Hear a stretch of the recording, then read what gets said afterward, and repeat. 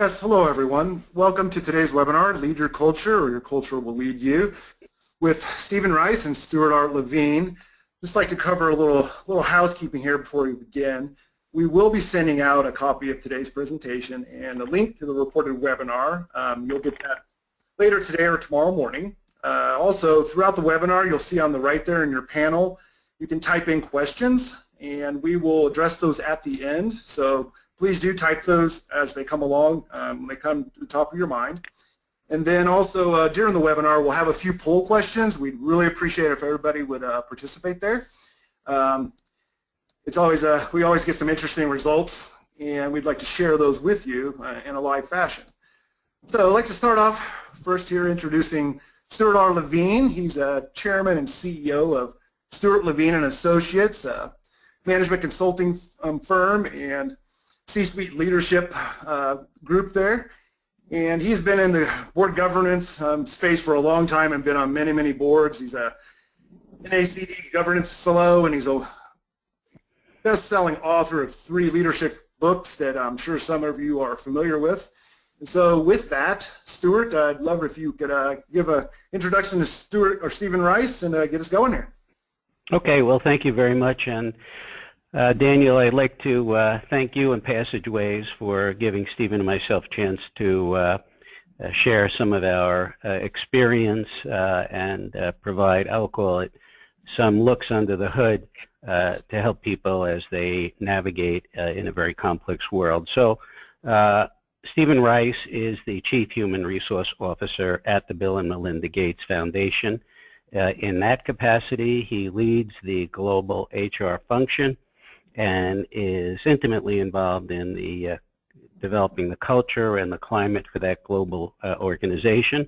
He was a former executive vice president of HR at Juniper Networks, and in 2013 was nominated for the Business Leaders Award to fight human trafficking. Also had a very interesting run at Hewlett-Packard, and I would say that it's a particular privilege to me to welcome Stephen and thank him for sharing his insights today as we work together in 2 very large organizations that Stephen really led what I would call the lean into change and pivoting large organizations. So he certainly has a point of view on culture. So Stephen, thank you very much for being with us. And I've said this to his face, but you know, there are a lot of people, Daniel, that talk about being thought leaders. We have with us Stephen Rice, who in my view is a genuine thought leader on strategic change and cultural changes. And so I think it would be helpful, and one thing that we talk about quite a bit is data. And so today we will have 3 poll questions, and I think they're important because it'll give people a sense, the participants that are with us today, what other people on the line, and interestingly enough, I believe over 400 people have registered for this conversation today. And so it'll set a construct, because there are times, if you're like us, that you sit there and think, gee whiz, it's only me or my organization. So kind of go, with your help, we'll go to the first poll question, which basically asks the question, does your culture celebrate continuous learning? And there are 3 responses, yes, no, or never thought about it. And if you take a moment to respond to the question, does your culture celebrate continuous learning, that would be helpful. And Stephen, while we wait for our participants, what's your sense of what we're going to hear from people with us today? First of all, thank you, Stuart, for the opportunity to spend time with everyone today. I think the operative word in the poll question is the word continuous learning. I believe that many organizations have learning agendas, but are they really leading and driving a continuous learning mental model or value set? So I'm anticipating that we'll probably be south of 50% saying yes. Mm-hmm. Pretty interesting. Yeah, and I think a lot of people, Stephen, you know, I see it on boards, clients of ours, where people were great in their day, but because of the acceleration of change, if you're not continuously learning, you become redundant and not too relevant pretty fast. So Conoco, can we see what the responses look like? Okay. So you see what I see here, Stephen, and the rest of the group. 65% say yes, 23 no, and 13% never thought about it. Stephen, any fast thoughts? No, I think it's really encouraging, given the emphasis on continuous learning is how organizations continue to be viable and really relevant into the changing dynamics of what's going on globally. So I think that's really encouraging. Yeah. And one of the points of view, I think, and we go into the next slide here about a learning culture. My experience, I was the first non-family CEO of the Dale Carnegie organization, and I have to say that if it doesn't start at the top, I don't believe you can really drive cultural change. And for us, it's what is that burning platform? What is the reason for the introduction of a commitment to change? And it really takes a commitment. And so things that we talk about quite a bit are the culture and values, because the culture and values really inform fine behavior, and they're not limited to the board. But I will tell you that the board culture, the way people respond to each other, the way they relate to each other, really cascades through the entire organizations. And so when we talk about healthy cultures, we talk about that really important notion of trust. And part of that trust, and one of the, I would say a very important part that you'll hear us talk about quite a bit today, is looking in the mirror. And there are some days when I look in the mirror and I don't have a good hair day. The point of that is an independent assessment of an organization puts data in front of that organization that is difficult to really refute. And that, I believe, really becomes an accelerant for a cultural change. And it certainly gives you, I will call it the currency for the change. And so whether it's a board and an assessment or throughout an organization, the data, and I can tell you, Stephen, at Dale Carnegie, that became a very important, I'll call it pivot for us, because everybody had a particular point of view, successful organization, global, but when we got the data back about the culture, it was very jarring. The good news is we use that as a baseline. So sometimes having the courage, I will call it, to ask hard questions and then distill them. And I know, I'm thinking about a very large corporation we've done a lot of work with.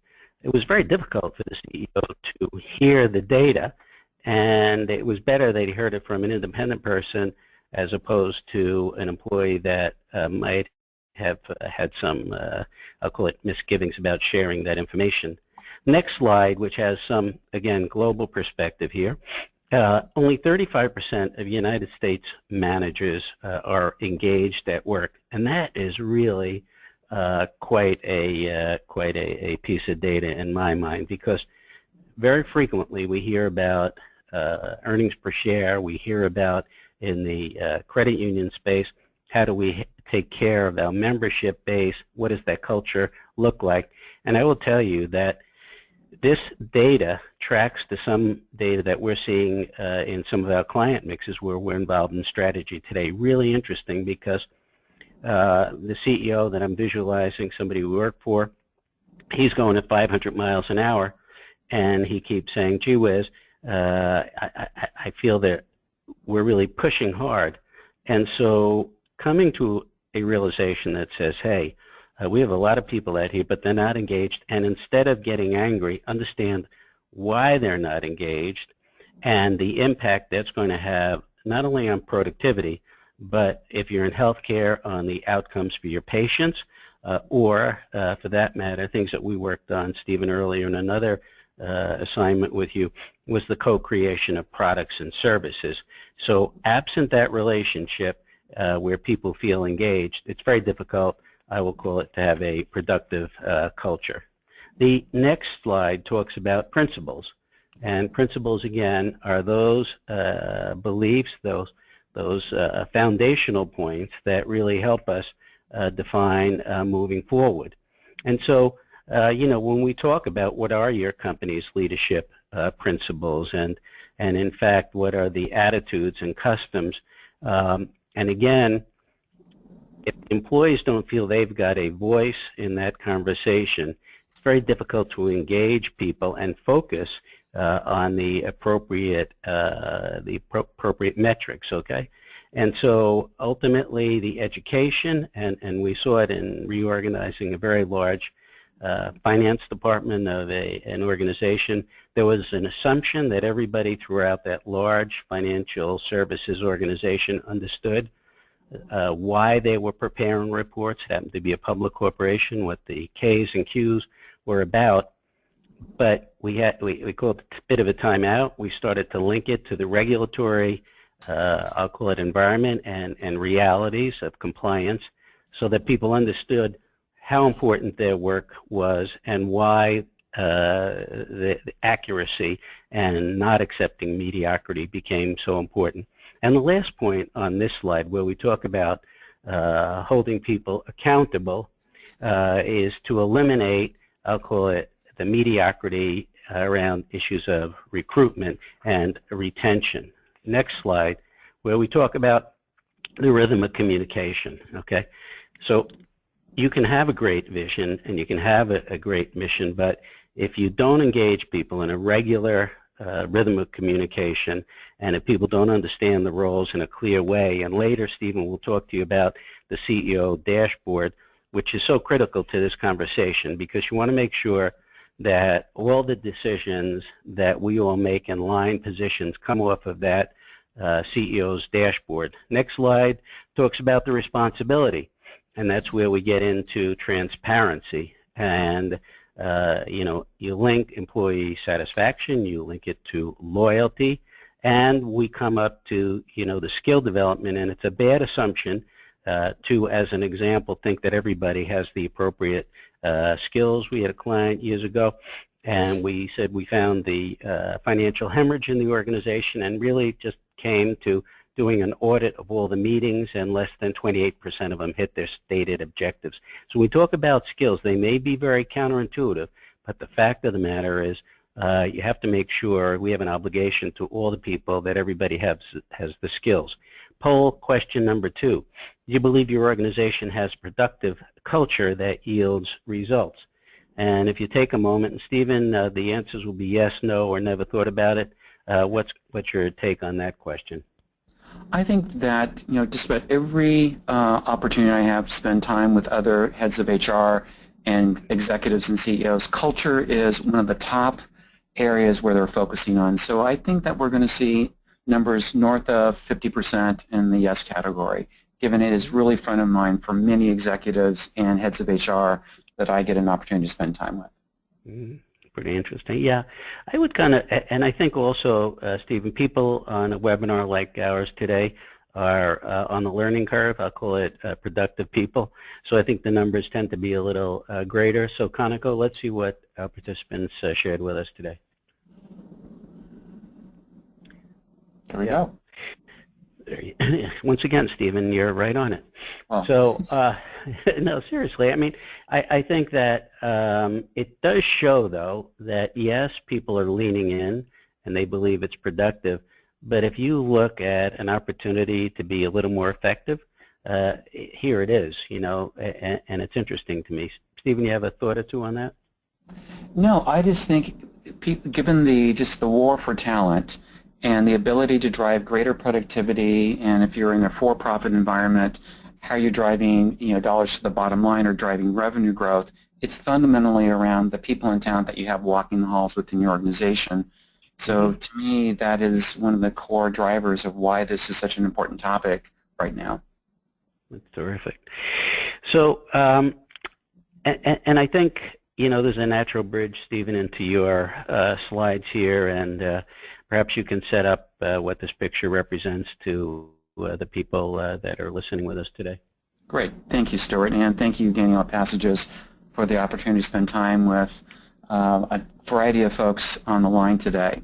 What you see, the picture is of our campus in Seattle. And, I have the privilege and honor to lead the human resources function at the largest philanthropic foundation in the world, where many of our efforts are really focused on the underserved and individuals in poverty, especially globally. This campus was specifically designed to be a gathering spot, to bring thought leaders and different perspectives and points of view together as a way to solve some of the hardest problems facing our society and the populations globally. Unfortunately, if I look out my window today, the sun isn't shining much like it is in the picture today. It's rather cloudy and gloomy and rainy, but again, it is an opportunity for us to be a gathering spot for some of the brightest minds trying to solve some of the hardest problems facing our societies and globally. And again, it's a privilege to be here today. If we kind of can move to the next slide, I think it's important, and Stuart, you brought this up in a lot of your opening remarks.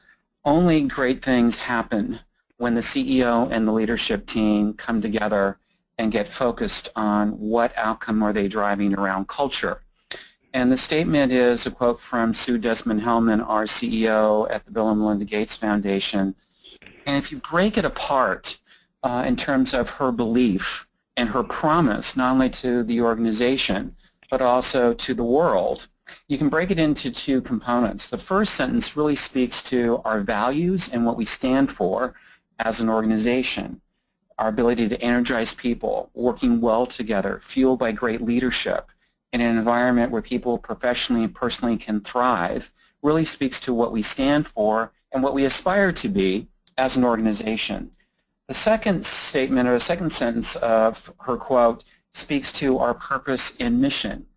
If we fulfill what we aspire to in terms of our values and our beliefs, we do believe that that will translate into an opportunity for the poorest and most marginalized people to save lives. So this is an anchoring point for all of the work we're doing at the foundation around culture. One of the moments I had with Sue when I joined the foundation about 18 months ago, when we were having the conversation around culture, and maybe I've been doing this work too long given my years of doing work in HR, which is a function that I love, that I've learned that without the CEO firmly grounded in their personal beliefs around the impact of culture, I typically recommend, if you're not willing to sign up for a 2 to 3 journey at a minimum, go do something else. Go work on another hard problem within your organization. But if you're up for a 2 to 3 year journey to see results, and you're committed to the work that's required to shift behaviors and approaches in how you manage your business, because you believe that you will have greater impact to your customers, clients, or organizations, then let's go. Let's go make something happen. But if you're not, that's okay. There's still plenty of things that we can go do, but I believe that you'll sub-optimize the impact and the ability for your organization to perform. So that's my own personal grounding and belief. So luckily, Sue said, let's go, Rice, let's go make something happen. And I, of course, walked out of her office like, okay, now there's a body of work that I need to lean into myself. So if we move to the next slide, I do believe that it's a responsibility of someone in the function that I love to bring a level of insight, perspective, background knowledge, expertise in a way to give the CEO and the leadership team an anchoring point or framework to lead and drive this body of work. So what you see on this slide is our approach. And again, I'm not here to say that it's the only path forward, but it's a path forward that we chose. And it's grounded in the Center of Creative Leadership work. And I believe that the CLC is one of the gold standards in the area's research around leadership and organizational performance. And through close to 30,000 interviews and studies that they have done, what they saw through those interviews and studies is that high-performing teams do 3 things well. They drive direction, where are we going? They align the organization, how do we get there? And that's around resources, capabilities to actually deliver against their strategy.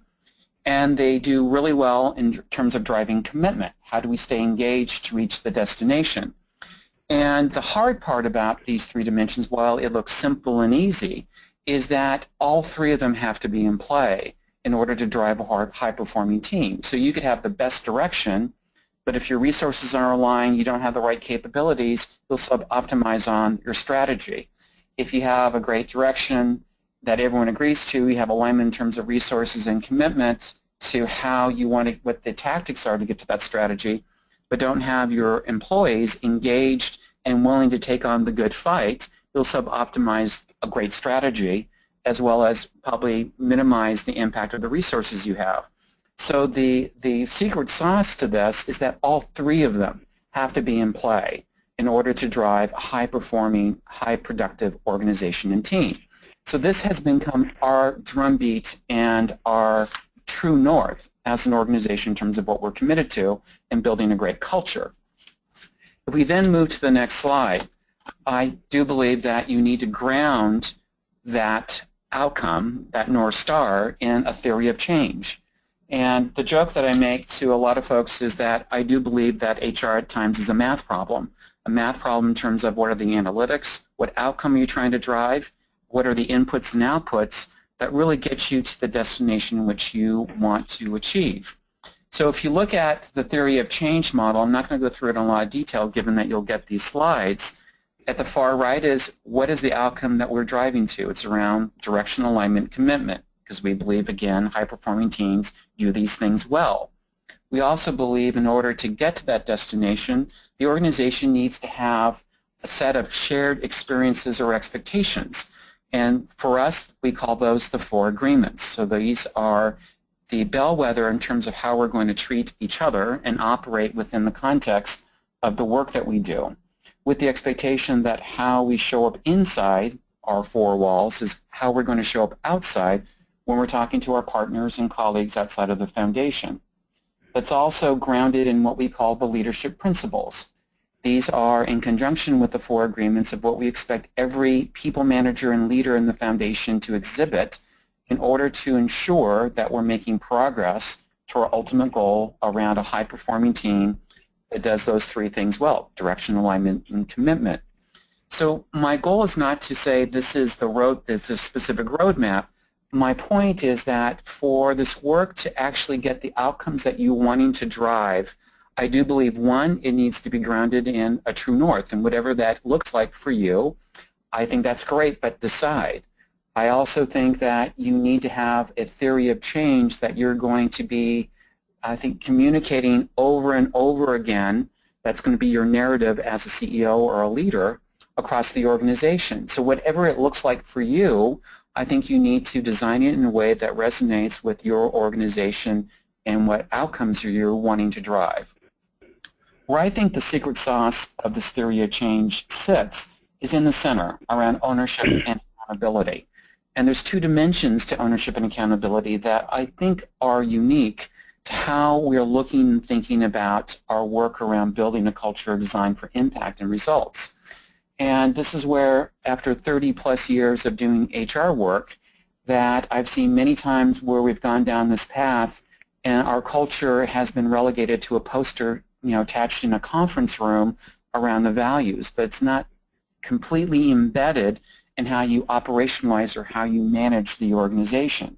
So for us, the interesting twist that I'm completely curious about how to go about doing it, given that many organizations haven't gone down this path, is how to implement it in the context of our organization.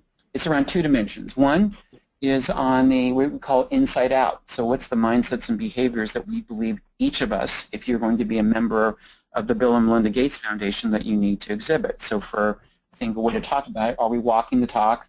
How does feedback occur within our organization? How do we recognize when it's going well through storytelling or other ways in which we're making sure through communication channels that we're making visible when we see us moving in the right direction? Then what are the consequences or accountabilities? So there's a lot of work that we're doing around our incentive programs as a way to balance each of these dimensions. The piece that is really interesting for us is that we're now embedding the 4 agreements in terms of transparency, openness, in terms of how work gets done, into all of our core systems. So we just went through a major rehaul of our HR systems where we removed all the obstacles and barriers for a manager to actually get their work done. So again, we've minimized approvals, given that we trust managers to do the right thing.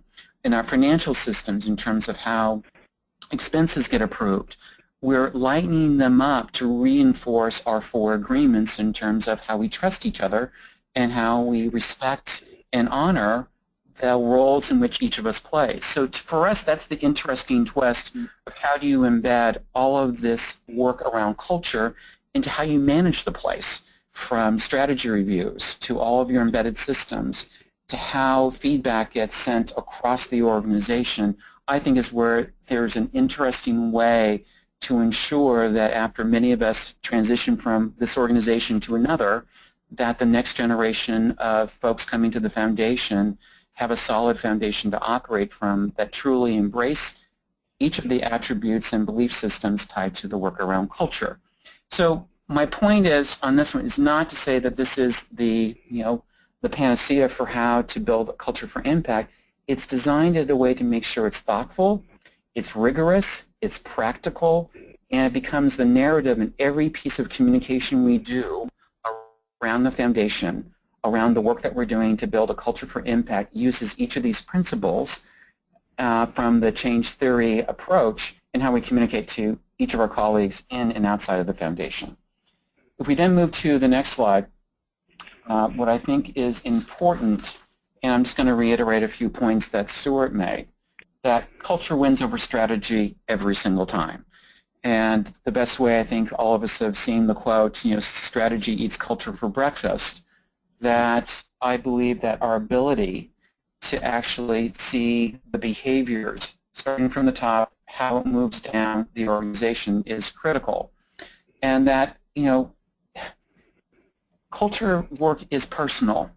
And what we really have spent a lot of time and energy with the organization is given where do I stand in how we look at our agreements and our belief system. So it starts with me, then ultimately how I show up in my day-to-day actions with my colleagues in and outside of the foundation.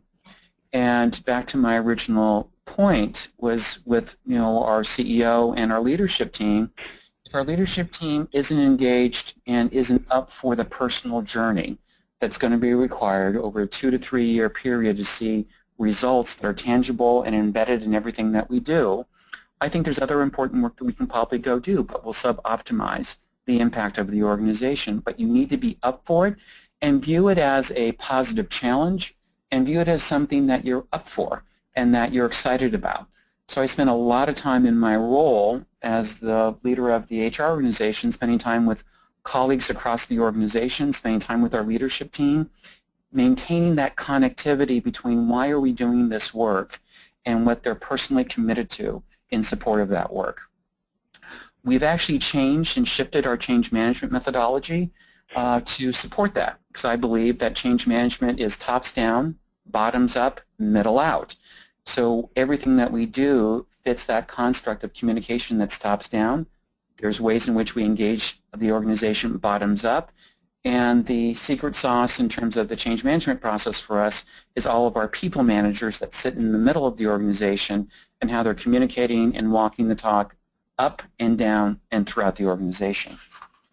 We then move to, I think, Stuart, you have a poll question coming up? I do. And Stephen, we're going to go to the poll question. I also want to encourage our colleagues that are with us today to send us their questions, because in just a little while we'll do our best to respond to your questions. So I would encourage you to use the technology available to send your questions in, and then Stephen and myself will be happy to try to answer as many as we possibly can.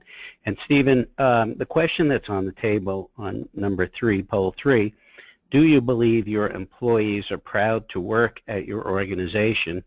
And Stephen, what do you think the numbers will come out, yes, no, or don't know? I think they'll be high on the yes.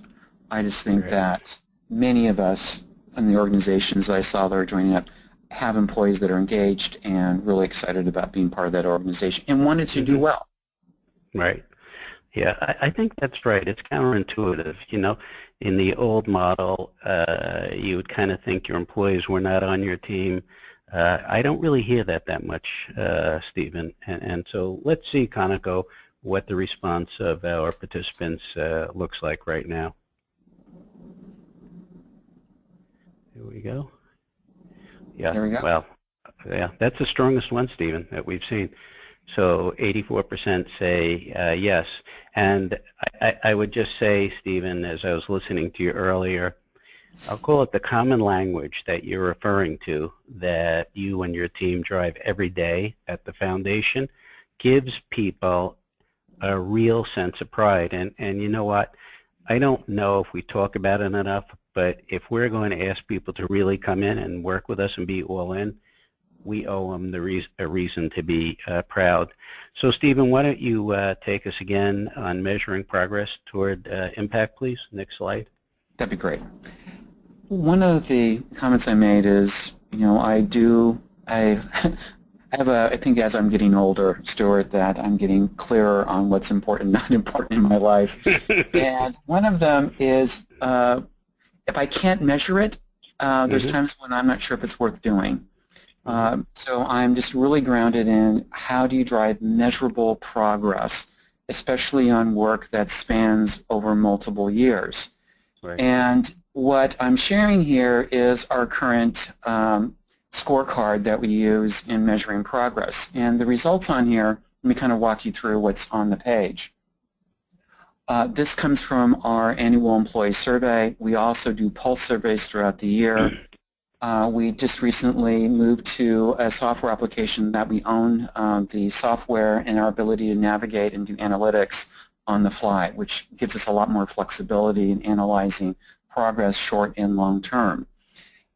The 4 agreements that we believe will lead us to an organization that's highly performing, the 4 agreements being show respect, offer trust, be transparent, and create energy.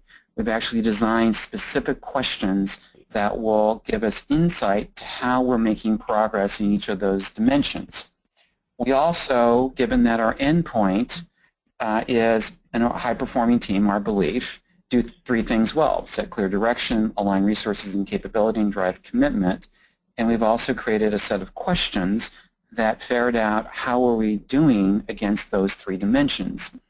And what you see on the slide is some of the employee survey results from last year. I was sharing with Stuart earlier today that we just finished the annual survey process, and it closed on Monday of this week. And we're now going through and making some, analyzing that data. The piece that was most gratifying for me personally, and I was joking with Stuart and Daniel earlier, I was probably doing the happy dance around the building. Not too well, but I gave it a shot. We're going to have that on YouTube, by the way, Stephen. It won't be pretty. It won't be pretty. The notion of discretionary time, that filling out an employee survey is one of those areas where each of us as colleagues can pick and choose, do we want to participate in that or not. It's discretionary energy that an individual has. And when we closed the survey on Monday, and given that we can look at the data dynamically, we had a participation rate of 94.5%. Yes, wow. I said that correctly, 94.5% participation. So again, happy dance, especially for a lot of my HR friends on the line, knowing that getting anything above 50%, most folks feel that's statistically significant enough where you can actually do some triangulation of the data. So what this gives us on this page, we'll now be updating it in the next day or 2 with what progress we've made or where we have gone backwards.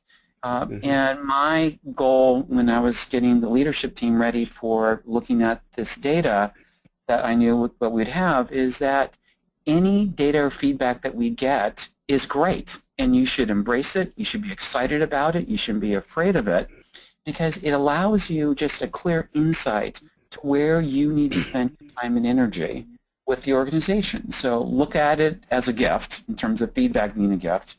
So this is the dashboard that I use with our leadership team, and we share this information broadly across the organization. Given one of our 4 agreements is around transparency, all this information and data will be available across the entire organization.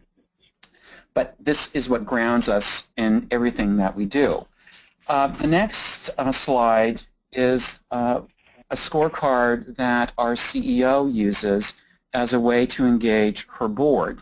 And for us, our board is 3 individuals, that's Warren Buffett, Bill and Melinda Gates, on how they should look at her performance around 3 dimensions. One around how she is aligning from a strategic alignment perspective the organization's capacity to deliver on our global mission. And the language should sound familiar, given that our true north is around directional alignment commitment. A lot of that language is embedded in her scorecard. So one is around, are we aligning the organization to deliver against our strategies, and does she have buy-up and support from our board? Are we building a culture designed for impact and results, and how we're going to measure that success? And one of the metrics is the slide that I showed previously. And a big part of her role is ensuring that the organization leadership team is really embracing operational excellence in the foundation's governance. And you'll see, levers that she's pulling around continuous learning, how we're driving efficiency and effectiveness across the entire portfolio of our strategies in the organization. So I wanted to at least share, a perspective, a point of view on how our CEO is viewing her metrics for success and how she engages our board. And we're open and transparent about this information across the organization as well. So I really wanted to just highlight a few things. We can just go to the last slide. Is one, I do believe it's up to the HR leader to provide the CEO and leadership team a perspective for change, if they're up for it. Again, the default I live in, that most CEOs and executives want organizations that thrive and deliver results. But it's our responsibility to provide a thought process that's based in research, and it's grounded in being practical on an approach that really will drive change across an organization. I believe it's the CEO and the leadership team need to be up for the challenge and understanding how they personally show up day in, day out. And the third component, how do you build sustainability into your culture change? And that's where we get into all how you select people into the organization, how you incent them and reward them, how you drive personal and professional accountability across the organization, or all of the working levers that I believe that an organization has access to ensure that they really truly reach their destination. So that's, a perspective, a point of view, Stuart, on the work that we're doing here at the Foundation, but my hope is there's a couple of nuggets for the folks on the line today that might be helpful. So, Stephen, obviously your perspectives are gems, and we appreciate them. I want to just ask you a couple of questions, and then we'll ask Daniel if there are some coming in on board. But when we look at the CEO dashboard, I guess it's a multiple question. One, when you use the word transparent, how do you distribute Sue's CEO scorecard to the general, let's call it, population? And two, frequently we see organizations where the CEO's dashboard is not as apparent to his or her board and his or her, I'll call it, leadership team and population. So number one, how does Sue transmit it, and what does that transparency look like? Second is, if you're in a situation and the dashboard has not been, let's call it, refined, what kind of advice or perspectives would you have for us today? So great question. One is, all of us need to figure out what are the right channels for our respective organization. What works well at the Foundation are 2 to 3 minute videos, taken with an iPhone in Sue's office that we distribute through our intranet. So she has a regular drumbeat of highlighting where the organization's at against the areas in which she's being held accountable to, as well as the work we're doing around culture. So we just create this ongoing drumbeat with these 2 to 3 minute videos from Sue that the organization can absorb quickly and they have high impact. We also use different channels, getting back to my comment around change happens tops down, bottoms up, middle out. So there's a lot of communication that we use through our intranet that just post videos and information. There's all hands that we do as a way to make sure that we create forums for individuals to ask questions. And we use a lot of our signage as well as our video boards across the Foundation as a way to reinforce storytelling of where we see people doing amazing things that align with our culture work that we're doing. And I personally don't like to use the word culture a lot because I think it just kind of makes it sort of a, I think it moves it to an area where it feels like it's a program rather than a way in which we operate. So we spend a lot of time emphasizing how we work versus this is aligned to our culture work. Really interesting. And the second question is, you referenced, I'll call it the assessment and your measurements where you reported 94.5% of people responding. I wasn't sure how frequently you conduct those, I'll call it internal assessments, Stephen. So we do one annual that's yearly, so the one we just finished this week. And then there are areas where tied to our strategies that we can do pulse surveys around these dimensions at any given time. We try not to put in too many of them, so we don't want to get to survey fatigue, but we do spend a lot of time, if it's tied to an outcome of a strategy that's going through a particular review process, we use our tool and we go in and start to assess as a way to help the management team understand where there may be challenges as they make a strategy shift. Yeah, interesting. And just for context, Stephen, I believe you have 1,400 employees around the world. Is that the number? I just want people to understand the breadth of what you're talking about. We're closer to 1,500 where we ended last year. And just to provide context, we are the largest philanthropic foundation, and we distribute into the sector, so again, the nonprofit sector, about $5.5 billion worth of investments per year. That's quite an incredible, let's call it legacy, hey? So Daniel, do you have any questions you want to share? Otherwise, Stephen and I are all too happy to chat, which we love to do. Yeah. We've got a lot of fantastic questions that have come in. And I picked out one here in particular. It says, what about when the most senior people in an organization don't walk the talk? They want higher performance culture, but don't follow their own ideas. Well, I think Stephen touched on it slightly, but if you're in an organization where the senior leadership, does not walk the walk, so to speak, you have to make a decision how you're going to spend your life, number one. Number two, there are ways to have what I will call intelligent interventions. Our experience, I think pretty common, Stephen, is through, I'll call it internal survey data, and then a one-on-one with the CEO where you just sit down and say, hey, look, here's what your actions are saying, here's what your words are saying, and by the way, here's the great cultural divide in the organization. And in fact, if we want to get to this performance, whether it's customer satisfaction, patient clarity, and so forth, here's the way we have to go forward. But each one of us, and I think actually Melinda Gates wrote a brilliant letter last year that referred to the sanctity of time. And we all have a finite amount of time, and you want to be in an organization where you feel that your ideas and your thinking is important, and you have an opportunity to grow. Stephen, any response to that, where you have a senior person? Go ahead. It's a really great question, and for me, if I know that the CEO and I are aligned around what they aspire the organization to be at one point in time, then that at least gives me some grounding on if there are executives that are struggling and walking the talk.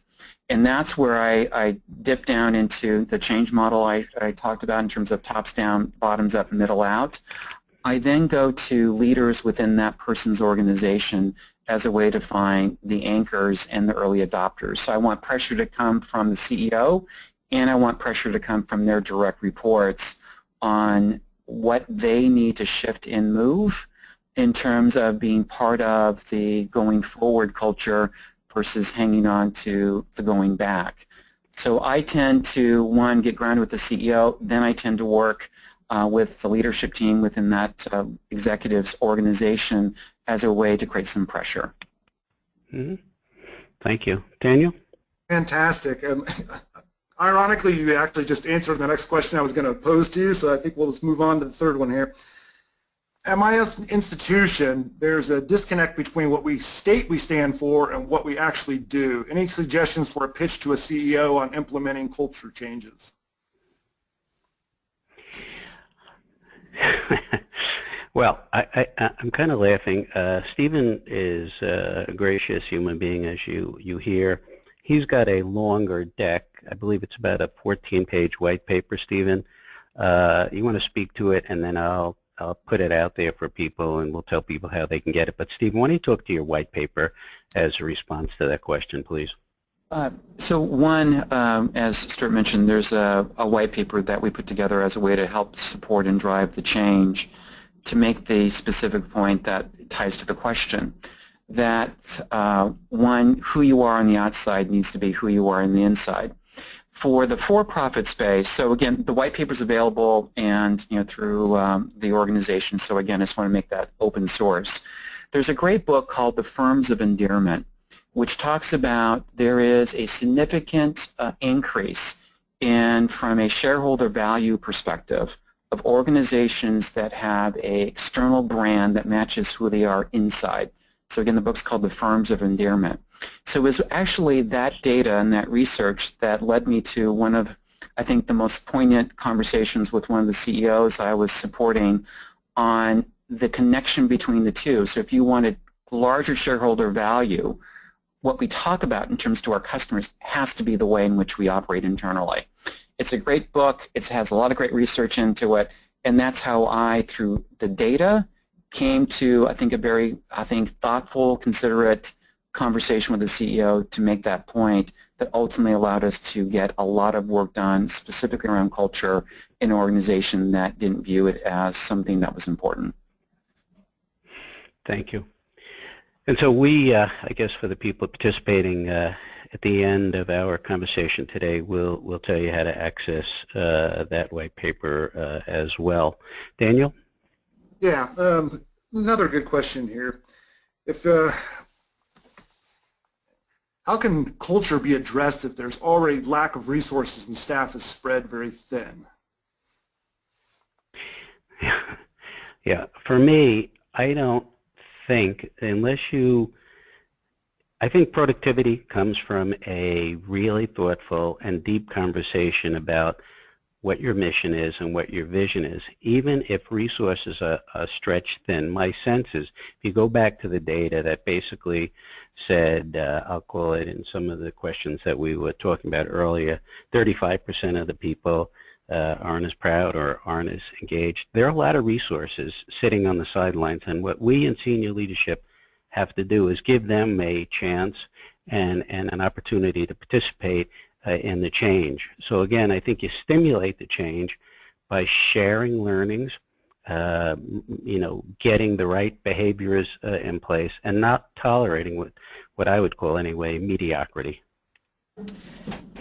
And just to add, I think that's a great story. Just to add to it, I found that when I was strapped from a resource perspective, as many folks think that HR needs to lead and drive a lot of this work, I was amazed when I asked the open question inside the organization, here's what we're committed to, here's the body of work that we need to focus on, that people from other parts of the organization were willing to use some of their discretionary effort to help.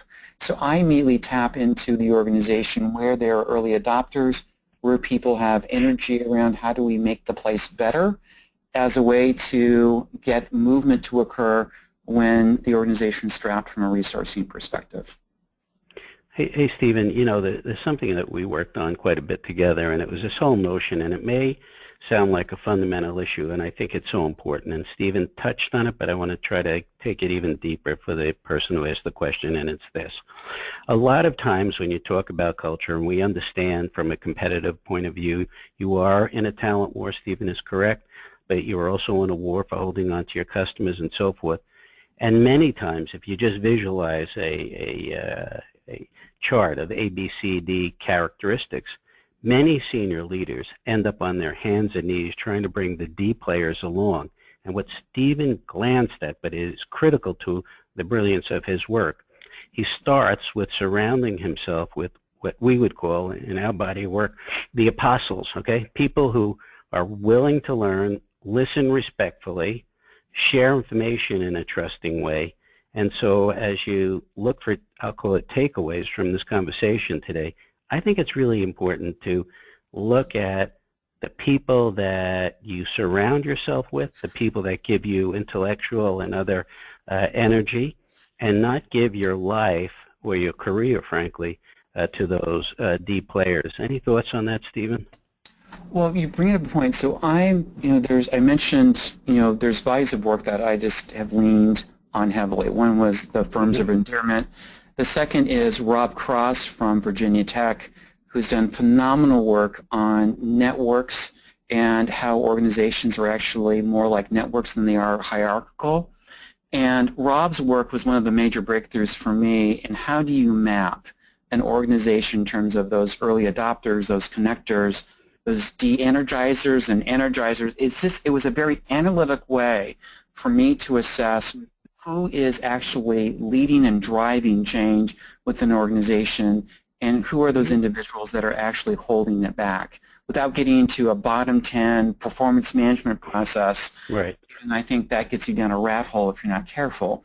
So I think there's ways in which to find, to use your term, Stuart, apostles, folks that really are willing and actually can help support and actually move change through an organization much faster than if you did it by yourself.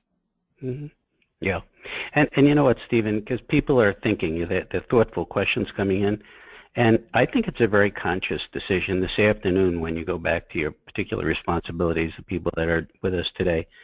It's looking hard at who you're surrounded with and what those meetings, how do they make you feel, are they productive, and making more conscious decisions. I know that becomes, in my world, a fundamental issue. If you put yourself in a position where you're only interfacing with people who are toxic, at the end of the day, Stephen, you just don't feel productive. You just don't feel good. And I think it's that type of conscious decision, huh? I totally agree with you. The other way I'd like to think about it is what is my personal, me, Stephen, what's my personal unique contribution given my role? And being very clear about what that unique contribution is. So as I look at what comes in my inbox, my mind goes to, is that unique to my role and I have the answer, or am I holding on to it because it's easier for me to resolve versus giving it to someone on my staff? And those are the things you need to push into the organization and pressure test, do you have the right people? So you can actually apply your unique contribution to the organization. So there's something in there that I found really interesting and provocative for me to personally deal with myself. And you know what, Stephen, it also deals with, I'm going to call it personal standards, on who you're going to recruit into the organization, and for that matter, who you're going to retain in the organization. Because when you push that up against the standards, then you start to define, I believe, a productive life. So Daniel, I think we're coming kind of toward the close. You have a better eye on the clock. Do you have time for one more fast question? No, I think I'd actually love for you to speak a little bit about Stuart Levine and Associates and a little bit of the work we're doing there at EduLeader, if you would mind us Sure. overview. Okay, so I guess number one, let me start, Stephen, by giving you a telephonic hug. We really appreciate you sharing your experience and your brain with us. You clearly exceeded the billing, which was pretty high, and your insights are very powerful, and so thank you for that, number one. Number two, our firm, EduLeader, is all about, I'll call it, building those disciplines for people to have more effective and productive lives. So the EduLeader, as an example, when we talk about culture, we did have an organization, a very large one, that wanted to get a new standard of productivity so that if a meeting was supposed to start at 8 o'clock in the morning and people drifted in at 8:20, 8:30, and didn't come prepared, and their question to us was, how do we change that? And we developed a product called Effective Meeting Management. They drove that through the entire culture, and it happens to be a healthcare organization, and the results are profound, based on patient outcomes, on people feeling a much more respectful environment, and whether it's in healthcare or finance, or foundation work. It's all about respect and dignity for the human spirit. So that's a little bit about EduLeader, and then you can go on our website and see that. And I would say, as I hand it back to you, Daniel, we appreciate and respect passageways, because I can tell you as a board member, getting clear access to information in a secured fashion is incredibly important. And so we respect your body of work, and also respect the fact that you let Stephen and myself talk in an unfettered way about issues that are clearly of importance to our lives. And so, Daniel, I'll give it back to you. Thank you very much for those kind words, Stuart. And Stephen and Stuart, loved all the thought leadership today. It was fantastic. And just a real quick few words on onboard. Passage, we have a board meeting solution that makes it easier to prepare agendas and board books and overall manage meetings of all kinds, from top to bottom, manage meetings for board, committee, executive, and other meetings. And we'd love to show you how we can help drive culture change from the board down. So if you'd like to, please reach out to us to learn a little bit more about Passageways and onboard our board meeting portal. You'll see the email there at more@passageways.com. And as everyone's exiting here from today's session, there'll be a short survey, and on that survey you can actually click if you'd like to get more information about our product and, of course, about Stuart Levine and Associates and EduLeader, and get a copy of the white paper that Stephen was referring to earlier. So thank you very much, everyone, and if you'd like any closing words there, Stephen and Stuart, it'd be great. No, we're just honored to be here and have an opportunity to share some ideas, Stephen. Same, Stuart. Again, it's always a privilege to be part of a conversation and a dialogue with like minds. So again, thank you. Okay. Thanks, Daniel. Have a great day, everybody. Yes, everyone have a great day.